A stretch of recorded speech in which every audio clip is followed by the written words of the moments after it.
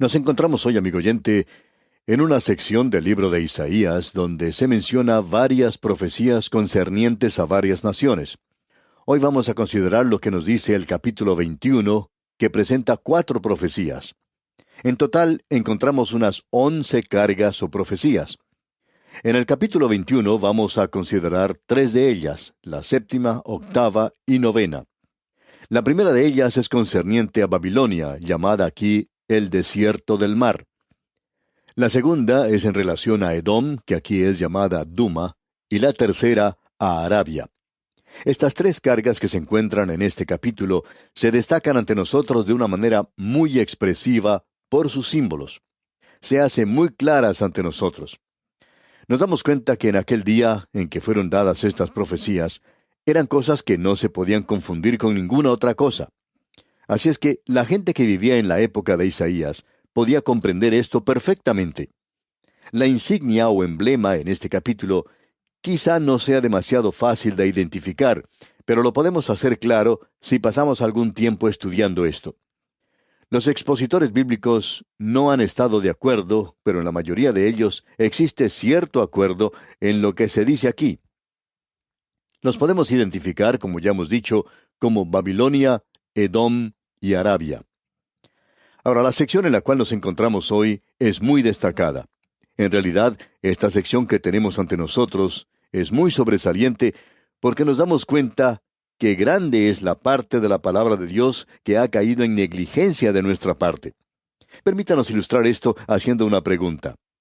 ¿Cuándo fue la última oportunidad en que usted escuchó una predicación o un estudio bíblico basado en el capítulo 21 de Isaías?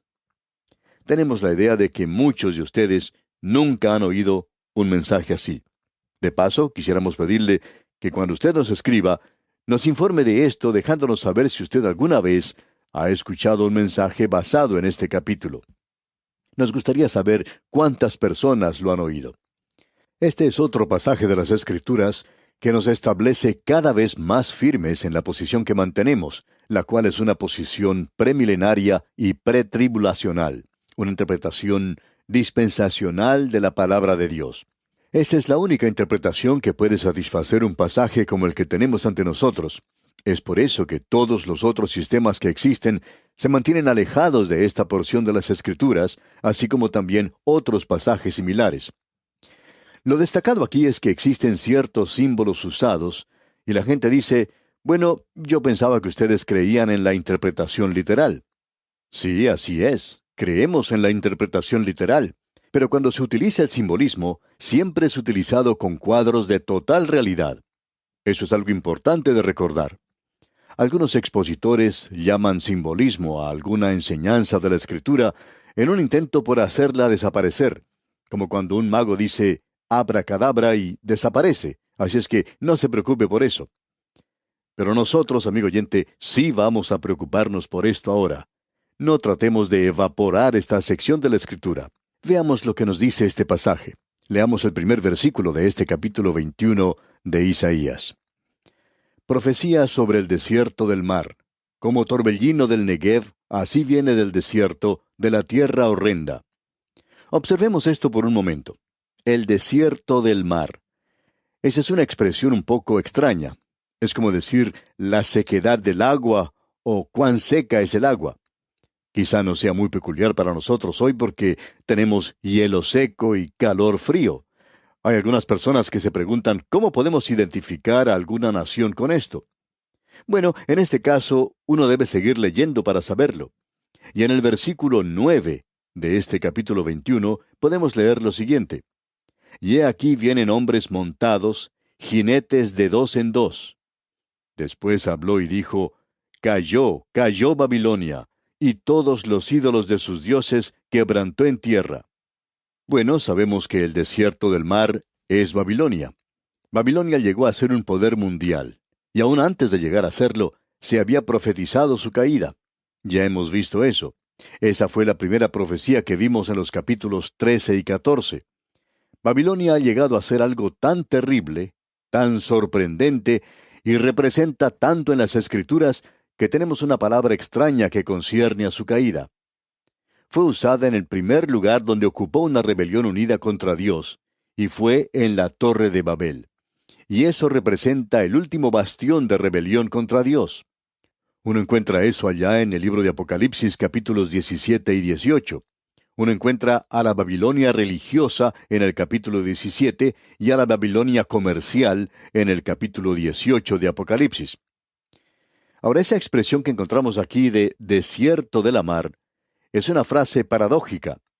Babilonia estaba ubicada geográficamente en una gran planicie desértica al lado del río Éufrates. Su irrigación se realizaba por medio de canales que procedían de ese río.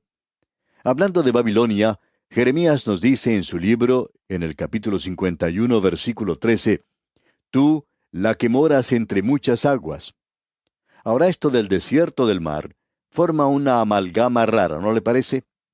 Esta misma unión del desierto y mar es realizada por Juan en Apocalipsis, por ejemplo, en el capítulo 17, versículo 3, donde dice que fue llevado en el espíritu al desierto y que allí vio a una mujer sentada sobre una bestia escarlata. Este era el desierto que poseía el misterio de Babilonia. Y en el versículo 1 de este mismo capítulo 17 de Apocalipsis, se nos dice que esta era la que está sentada sobre muchas aguas. Fue en el desierto donde Juan vio las muchas aguas. Ahora estas dos cosas son simbólicas y llevan la misma norma. Ya vamos a observar nuevamente esto cuando estudiemos el capítulo 5 de Jeremías. Ahora Babilonia, con su fulgor y esplendor, como el origen de la idolatría y de la falsa religión, era como un espejismo en el desierto. ¿No es esto algo tremendo? El desierto del mar. ¡Qué cuadro el que tenemos aquí! Uno pensaba que se acercaba a un lugar y era tan maravilloso, y sin embargo no existía. Era nada más que un espejismo en el desierto. Uno podía pensar que había visto un oasis, una vertiente de la cual manaba agua cristalina. Sin embargo, no era así. Usted podía haber ido a Babilonia llena de ídolos y de religión, pero allí no había agua de vida para las almas de los hombres. Esto es algo que cada pastor, cada predicador radial, cada iglesia y cada miembro de la iglesia debería considerar seriamente. ¿Estoy yo siendo una fuente de agua en mi iglesia en el día de hoy? ¿O soy simplemente un espejismo en el desierto de la vida? ¿Soy yo una fuente de agua viva? Sigamos adelante leyendo el versículo 2 de este capítulo 21, donde el profeta habla de una manera muy personal. Visión dura me ha sido mostrada. El prevaricador prevarica y el destructor destruye. Sube, oh Elam, sitia, oh Media. Todo su gemido hice cesar. Dios manda a esta nación de los medos y los persas que destruyan y sitien esa ciudad. Eso es lo que tenemos aquí en Elam. Elam es Persia. Eso es exactamente lo que sucedió. Aquí tenemos una profecía que fue dada antes que tuviera lugar. Ahora, la destrucción de Babilonia fue tal cual dijo el profeta que había visto. Y en el versículo 4 leemos, Se pasmó mi corazón, el horror me ha intimidado, la noche de mi deseo se me volvió en espanto. El profeta es sacudido por gran temor y emoción cuando él se da cuenta de lo que va a ocurrir. Nadie hoy puede regocijarse en el castigo o juicio de Dios. Dios dice que su castigo es una obra extraña. Él no quiere juzgar o castigar. Él quiere salvar. Él no quiere juzgarle a usted, amigo oyente. Pero esto está en sus manos. Puede decir que está en las manos de la nación también. Y en el versículo 5 leemos, ponen la mesa, extienden tapices, comen, beben. Levantaos, oh príncipes, ungid el escudo. El relato aquí es como si el profeta estuviera relatando lo que está viendo con sus propios ojos cuando ocurrió la destrucción de Babilonia, como se encuentra en el capítulo 5 de Daniel. Usted debe recordar que esto fue escrito como 200 años antes de tener lugar. Y durante el transcurso del banquete del rey Belsasar, el general de los medos desvió el cauce de los canales y después hizo marchar a los ejércitos debajo de los muros de la ciudad. Y con un ataque de sorpresa pudo dar muerte a los hombres y mujeres que encontraban en el camino. Esto es algo que Dios había dicho que iba a ocurrir. Es así que leemos en el versículo 9 de este capítulo 21 de Isaías, y he aquí vienen hombres montados, jinetes de dos en dos. Eso es lo que el centinela observa desde la muralla de la ciudad, el que está relatando a la gente que está adentro lo que él está observando. Él dice, al mirar hacia el desierto, veo acercarse a jinetes de dos en dos. Esos son mensajeros y cuando llegan dan su mensaje. Y leemos en los versículos 9 y 10, y aquí vienen hombres montados, jinetes de dos en dos. Después habló y dijo, cayó, cayó Babilonia, y todos los ídolos de sus dioses quebrantó en tierra. Oh pueblo mío, trillado y aventado, os he dicho lo que oí de Jehová de los ejércitos, Dios de Israel. Esta es la época de la cosecha. El juicio es la hora de la cosecha, y la cosecha es la hora del juicio.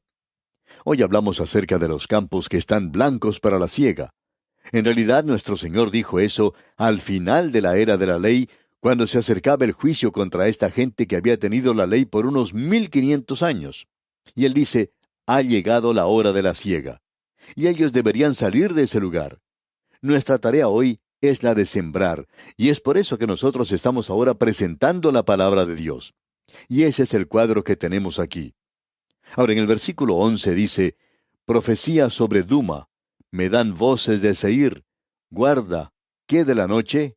Guarda, ¿qué de la noche? Ahora, ¿qué quiere decir esta palabra Duma? Esta palabra es una palabra simbólica. A Isaías le gustaba realizar juegos de palabras. Ya hemos visto esto con anterioridad. Él hacía esto para presentar un mensaje, y lo hacía con el propósito de darle un mayor significado. La palabra Duma aquí significa Edom. Duma significa silencio.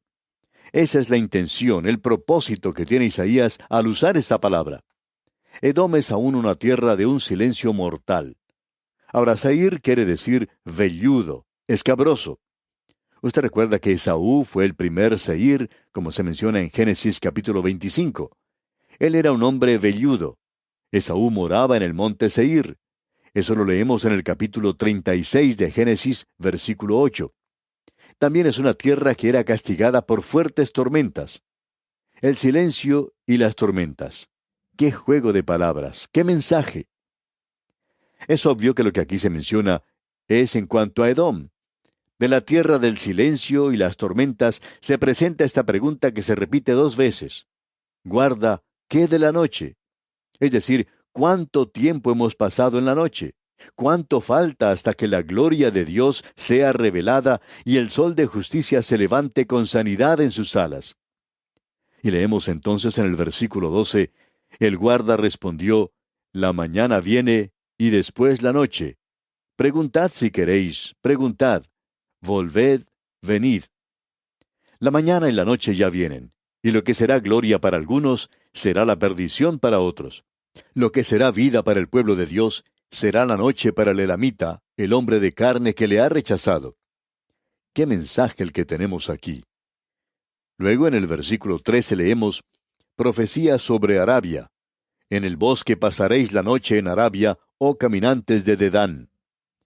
No hay dificultad en identificar a Arabia, pero nuevamente debemos decir que esta es una palabra con doble significado. También puede significar el ocaso, con solo cambiar las vocales en el idioma hebreo.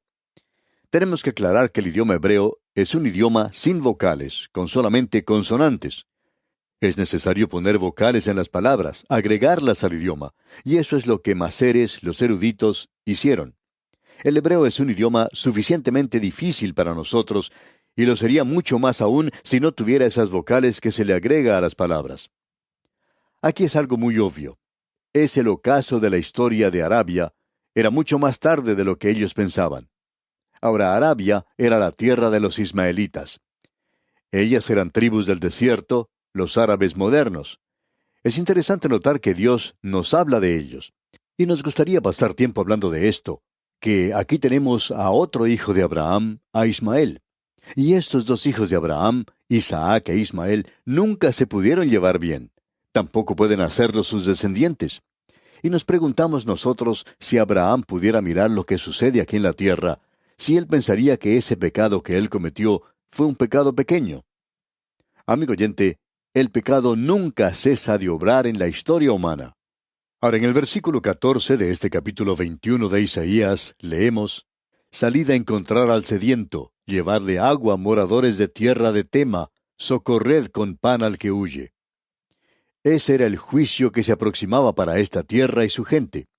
Este capítulo de belleza poética, de tristeza del corazón, no debería terminar en una nota así. Puede que sea el ocaso aquí, pero el día de Dios es contado como la tarde y la mañana. Y fue la tarde y la mañana un día, leemos en Génesis 1:5. Ahora se acerca la mañana y llega el nuevo día. La noche del llanto cesará y amanecerá el nuevo día. El ocaso del fracaso, el pecado y las tinieblas del hombre terminará, y la mañana de Dios entrará por medio del sol de justicia. Ahora, en el capítulo 22 tendremos la carga o la profecía del valle de la visión. Esto es Jerusalén. Esta profecía se refiere a Jerusalén, como veremos más adelante. Tenemos aquí la carga del valle de la visión, es decir, Jerusalén, en los primeros 14 versículos. Luego tenemos un resumen del caso de Sebna y Eliakim. Como ya hemos dicho, este valle de la visión se refiere a Jerusalén. Y usted nos va a preguntar, ¿y cómo saben eso? Bueno, el versículo 4 nos dice, escuche usted, por esto dije, dejadme, lloraré amargamente. No os afanéis por consolarme de la destrucción de la hija de mi pueblo. Eso, por supuesto, es Israel. En los versículos 8 hasta la primera parte del versículo 10 nos dice, y desnudó la cubierta de Judá, y miraste en aquel día hacia la casa de armas del bosque. Visteis las brechas de la ciudad de David que se multiplicaron, y recogisteis las aguas del estanque de abajo, y contasteis las casas de Jerusalén. Ahora esto nos dice que el juicio que vendrá también concierne a Jerusalén. Ezequías en realidad tomó todas las precauciones que son mencionadas aquí para defender a Jerusalén. Usted recuerda que él edificó un muro alrededor de la fuente para que ellos no se quedaran sin agua, y aún hoy uno puede ver eso en esa tierra. Bien, vamos a saltarnos algunos versículos para mirar por un momento al último juicio o castigo, aquello que se menciona sobre Sebna y Eliakim. El versículo 15 de este capítulo 22 dice, Jehová de los ejércitos dice así, Ve, entra a este tesorero, a Sebna el mayordomo, y dile, usted debe notar que Sebna era el secretario del tesorero y un político sin mucha importancia bajo Ezequías. No vamos ahora a observar eso, ya que lo vimos allá en el segundo libro de Reyes, capítulo 18, versículo 18. Y los volveremos a ver una vez más en el capítulo 36 de este libro de Isaías. Así es que esperaremos hasta entonces. Pero en el versículo 16 de este capítulo 22 de Isaías leemos, ¿qué tienes tú aquí, o a quiénes tienes aquí, que labraste aquí sepulcro para ti, como el que en lugar alto labra su sepultura, o el que esculpe para sí morada en una peña? Sebna estaba construyendo una tumba, un sepulcro, para perpetuar su memoria, y eso es irónico, porque él murió y fue sepultado en otro país. Luego, en los versículos 19 y 20 leemos, y te arrojaré de tu lugar, y de tu puesto te empujaré. En aquel día llamaré a mi siervo Eliakim, hijo de Hilcías. Creemos que lo que tenemos aquí es simplemente un cuadro del anticristo. Y luego tenemos un cuadro del Señor Jesucristo. Escuche lo que dicen los versículos 21 y 22 ahora. Y lo vestiré de tus vestiduras, y lo ceñiré de tu talabarte, y entregaré en sus manos tu potestad. Y será padre al morador de Jerusalén y a la casa de Judá. Y pondré la llave de la casa de David sobre su hombro, y abrirá, y nadie cerrará, cerrará, y nadie abrirá. El Señor Jesucristo le dijo a la iglesia de Filadelfia, allá en el libro de Apocalipsis, usted recuerda, que Él tenía la llave de la casa de David, el que abre y ninguno cierra, el que cierra y ninguno abre. Y Él también le dijo a la misma iglesia de Filadelfia que tenía poca fuerza. Eso es algo que se puede decir de nosotros también. Nosotros tenemos poca fuerza. Pero Él dice que nadie será capaz de cerrar o abrir. Esto nos habla del Señor Jesucristo, y cuán maravilloso es. Vamos a leer ahora el último versículo de este capítulo 22 de Isaías, el versículo 25, que dice, En aquel día, dice Jehová de los ejércitos, el clavo hincado en lugar firme será quitado, será quebrado y caerá, y la carga que sobre él se puso se echará a perder, porque Jehová habló. Esto se refiere a Sebna. Él es un cuadro del anticristo, y hay muchas personas que van a confiar en el anticristo, Le mirarán y pensarán que Él es Cristo, pero no es más que un clavo que va a caer. Usted quizá ya haya tenido esa experiencia. Pone un clavo en una pared y luego coloca algo pesado en él y todo se cae al piso. Bien, el Señor Jesús es el clavo en el lugar firme. Serna no lo es, ni tampoco son los demás. Permítanos preguntarle, amigo oyente, ¿está usted colocando todo lo que tiene en un clavo que está en un lugar seguro? Hay muchas personas que no lo están haciendo. Están colocando todo lo que tienen en algo que no es seguro. Hay algunas personas que confían en lo que poseen, otros que confían en un predicador, y luego descubren que éste no era un clavo hincado en un lugar seguro.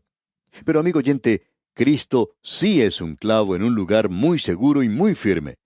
Y esperamos que usted, amigo oyente, ponga todo lo que tiene en Él. Y aquí nos detenemos por hoy, amigo oyente. Es nuestra oración que el Señor le bendiga en gran manera.